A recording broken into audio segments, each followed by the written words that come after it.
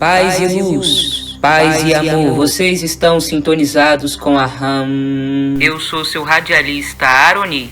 Estamos lendo o livro O Sublime Peregrino do mestre Ramatiz, psicografado pelo médium Hercílio Mães. Capítulo 28. Jesus e sua entrada triunfal em Jerusalém. Pergunta: que nos dizeis sobre a entrada triunfal do Mestre Jesus em Jerusalém? Ramatiz: no domingo que antecedia a semana da Páscoa, Jesus e seus discípulos partiram de Betânia em direção a Jerusalém. O Mestre seguia silencioso e preocupado, antevendo os acontecimentos trágicos para breves dias. Seus amigos e adeptos, no entanto, acompanhavam-no dominados por intenso júbilo, certos de que chegara o momento tão ansiosamente esperado. Jesus seria o fermento, o catalisador absoluto do povo eleito, o embaixador de Israel unindo todas as ovelhas num só redil. Já não se tratava de crença, doutrina ou movimento religioso. Era uma causa nacional em que toda Jerusalém marcharia ao lado dos galileus. A cidade de Deus precisava ser escoimada das impurezas dos infiéis e do insulto da águia romana, que deveria ser destroçada sob os tacões dos judeus heróicos e decididos, sob o comando do invencível profeta e Messias Jesus. O reino de Deus tardaria apenas por algumas horas e jamais se viu criaturas tão festivas e animadas. À medida que a caravana percorria as estradas de Betânia a Jerusalém, acudiam novos adeptos, simpatizantes, aventureiros e até arruaceiros, entusiasmados ante as perspectivas compensadoras daquele movimento do Rabi de Nazaré sobre os homens do caminho. Cada vez mais engrossava a turba bulhenta em torno do grupo apostolar. Os mais entusiastas cantavam e riam, enquanto outros batiam palmas, davam vivas a Jesus e o saudavam como rei de Israel. A notícia alvissareira espalhava-se pelos arredores de Betânia e arregimentava multidões de criaturas que mesmo horas depois seguiam no encalço de Jesus a fim de consagrá-lo em Jerusalém. Caravaneiros, peregrinos e aventureiros encontrados pela estrada recebiam convites atraentes e riam do júbilo provinciano dos galileus seguindo a cauda do seu mestre. Embora contagiado por aquela alegria infantil, Jesus mostrava-se apreensivo, sentindo-se algo responsável pelo culto muito pessoal que lhe devotavam os seus seguidores, mas absolutamente contrário à sua consciência espiritual. A caravana chegou às portas de Jerusalém e ali estacou de modo triunfal. Muitos dos seus participantes já haviam seguido à frente, a fim de prepararem uma recepção das mais festivas e contagiantes aos jerusalemitas, sempre tão indiferentes aos valores da Galileia. O Mestre Jesus não pôde fugir àquela onda de vibração efusiva que o envolveu e, ereto e majestoso, atravessou a porta áurea da cidade. Mas o seu espanto foi imensurável quando as mulheres e crianças lhe atiraram flores e o saudaram com ramos de oliveira e palmeiras, enquanto os homens tiravam suas túnicas e as colocavam no chão para ele passar. Surpreso e apreensivo, pisava as pétalas de flores e as túnicas dos seus admiradores estendidas a seus pés, sob os gritos de hossanas e aclamações ao Rei de Israel e ao Filho de Deus. Aliás, Jesus não penetrou em Jerusalém montado num burrico ou qualquer jumento, conforme diz a tradição religiosa e assim predisse o Velho Testamento, pois desde Betânia todos marchavam a pé, num crescente júbilo emocional.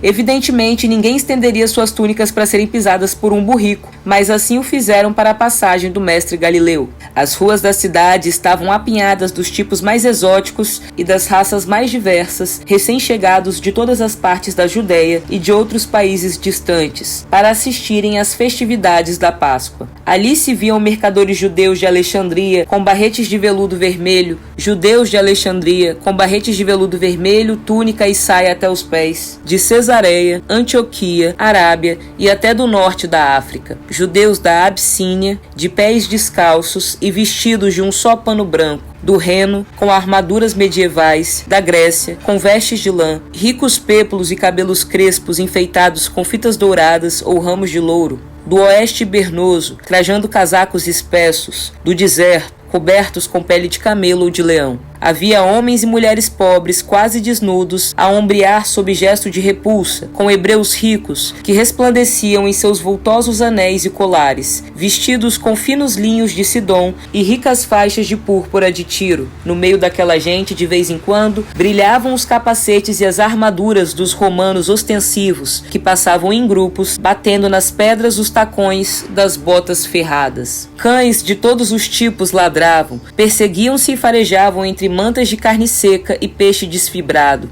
Os burricos e jumentos, inquietos pelo enxame de moscas atraídas pelos boiões de mel de figo, batiam os cascos no calçamento. A multidão suava e cheirava mal, pois a cidade estava sujíssima e não havia tempo para uma limpeza correta. Frutos e legumes podres, esmagados 1000 vezes, multiplicavam-se pelas calçadas ou se misturavam ao estrume dos asnos e camelos. Estrugiam pregões e os vendeiros berravam, ofertando suas mercadorias aos forasteiros numa competição richenta e feroz que exigia a intervenção das patrulhas de soldados romanos. Jesus e os galileus que o seguiam, eufóricos e convictos de que toda aquela gente formigante estaria comungando com seus objetivos messiânicos, entraram pela Rua das Especiarias, onde, numa gritaria infernal, judeus se serviam de pequenos moinhos e pedras polidas, esmagando sementes picantes e odorantes, moendo cominho romano e armênio, pimenta da Índia, preta e aromática, noz do Egito e da Arábia e raízes provindas de todas as partes da Palestina. O populacho surpreso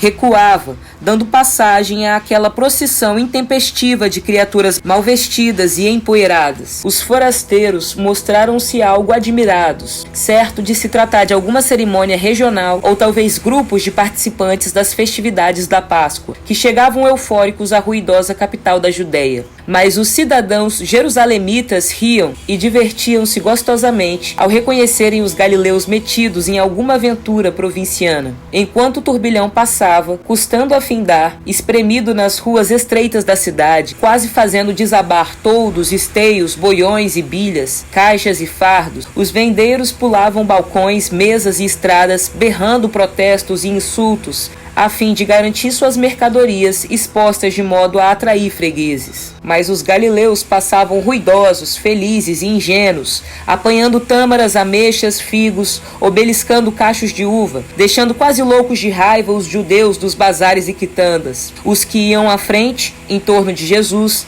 abriam alas, forcejando entre a multidão, acotovelada no meio da rua e esparramada debaixo dos alpendres, toldos e interior das lojas, e que se chocava com a mole de galileus ruidosos e mais numerosa, que vinha à retaguarda num crescendo de avalanche. Tantos que chegavam, como os que ali se achavam, espremiam-se entre os beirais, esteios e toldos das lojas. Outros grupos fazendo prodígios para não pisotearem cestos de frutas e legumes, não derrubarem caixas, fardos e pilhas de comestíveis, e acolá, monte de gente empurrada para as vielas mais despovoadas. Depois da gritaria ensurdecedora das pragas, insultos e lamentos do turbilhão produzido pela passagem dos seguidores de Jesus em marcha vigorosa, centenas de braços ficavam à retaguarda, sacudindo-se em ameaças, enquanto os galileus desapareciam na primeira curva da rua, xingados, empurrados, amarfanhados e alguns mal se refazendo dos socos e bofetadas dos vendeiros mais furiosos. Atravessando então a Rua dos Tecelões e ainda derribando tapetes, peças de tecidos e rompendo as frágeis armações dos mostruários, a turba da Galileia desviou-se da Rua dos Ourives, atravessando então a Rua dos Tecelões e ainda derribando tapetes, peças de tecidos e rompendo as frágeis armações dos mostruários, a turba da Galileia desviou-se da Rua dos Ourives e orientou-se para a Cidade Alta, partindo para a zona aristocrática a fim de alcançar a ponte que desembocava na Praça do Templo.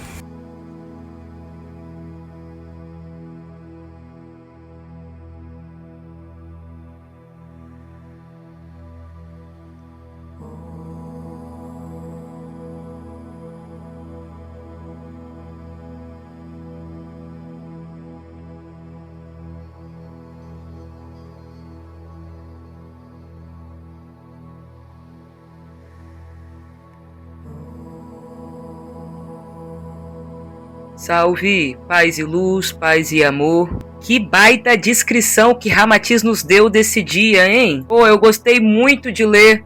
Eu consegui me transportar como se eu estivesse lá vendo tudo. E que confusão, né? Ao mesmo tempo, quanta coragem tem o Galileu que, convicto em sua fé, na hora que foi chamado, pelo menos na hora que se sentiu chamado para fazer parte de um momento profético ali, não teve dúvidas em chegar junto e penetrar Jerusalém e ir até a Praça do Templo para reivindicar o cumprimento de uma profecia. Os galileus, eles eram profundamente corajosos e convictos em sua fé, que foi justamente por isso que Jesus achou melhor melhor iniciar o seu projeto na Galileia, em Nazaré, e que escolheu aquelas pessoas ali do interior, vamos colocar assim, né, mais ignorantes, mais pobres, mas também fervorosas em sua fé, que estariam prontas para fazer o que tivesse que ser feito na hora H, chamados pela sua fé, entendeu? Só que a galera, ela era muito humilde, vamos colocar assim. Eles eram ingênuos, agiram 100% coração e não perceberam a bagunça que fizeram no mercado, nas ruas de Jerusalém, entendeu? Saíram passando, arrastando tudo, comendo mercadoria, foram desrespeitosos com os mercadores. Não pegou legal aí essa chegada. Não foi bonita a chegada, foi escandalosa. Mas aconteceu. Esse dia era o dia tão aguardado pelos judeus. Estava escrito no Antigo Testamento que esse dia chegaria, a chegada de Jesus em Jerusalém, poucos dias antecedendo a sua crucificação, os últimos capítulos da vida do mestre. Jesus não estava muito confiante não, estava apreensivo, de acordo com o que nos conta mestre Ramatiz, porque obviamente ele não sabia o que ia se desencadear ali. Ele viu no dia anterior, né, anteriormente, foi permitido que ele visse que ele precisava estar ali, que ali seria o arremate final da sua obra, mas ele não sabia como que ia se dar. E a galera não chegou bem lá em Jerusalém. Então o mestre estava apreensivo. Vou encerrar nosso estudo porque é isso. Até os próximos capítulos. Vocês estão sintonizados com a Rádio Andrômeda. Eu sou seu radialista Aroni. Câmbio desligo.